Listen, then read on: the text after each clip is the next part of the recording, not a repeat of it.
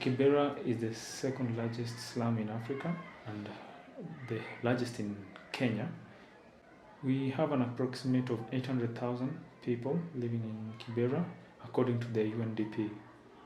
All these kids are who are being misled because they have no other thing. They don't have idols. It's one of the hardest things to grow up in this slum.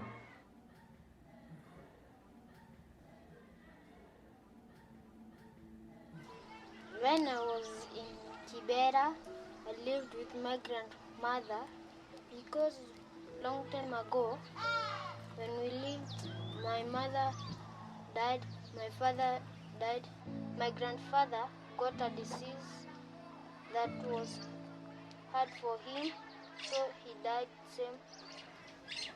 I was 3 years old when my mother died, and I was 5 years when my father died.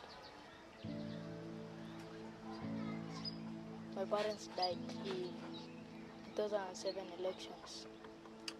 They were going out for work to look for food, then they never came back. My life used to be very hard.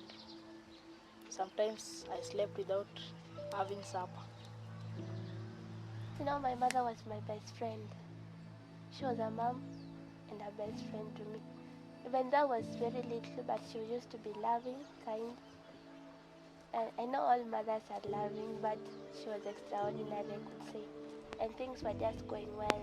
And one day, I think it was a Monday, she just fainted.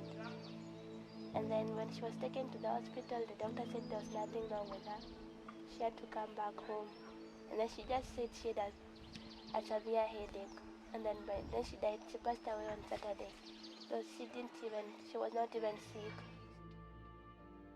My name is Philip Muthui, and I'm a social worker at First Love Kenya. I grew up in Kibera, went to school in Kibera, got friends. Most of them right now, I won't say they're alive, they're dead, because most of them got into crime. I've seen people getting killed right in front of my eyes. An innocent person was accused of stealing, and right in front of me he was taken, beaten up. They took petrol, that's gasoline, poured on him and lynched him to death. Later is when they came to know the truth that he was innocent. It's just the other guy who was standing next to him was the one who was doing the crime.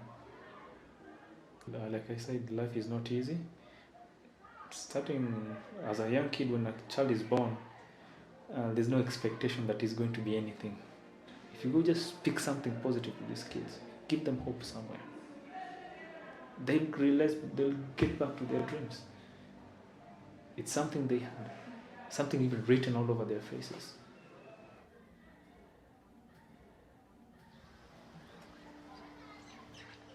My name is Michael Muchene.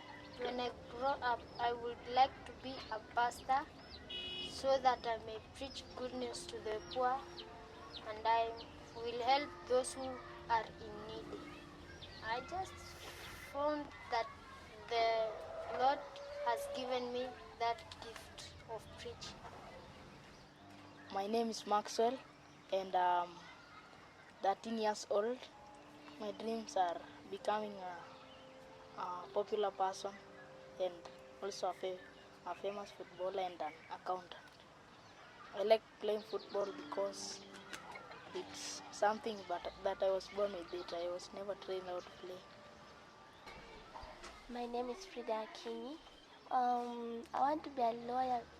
One is because I'm very good at speech. Secondly is because I need to fight for those people who cannot speak for themselves. I've always dreamt to be a doctor. It's a long channel I'm taking, but it's worth it, and I'm still pursuing to become a doctor up to now.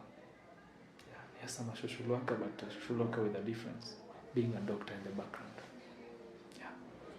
When you ask them what they want to be when they grow up, most of them say they want to be pilots, doctors, policemen. They want to be engineers.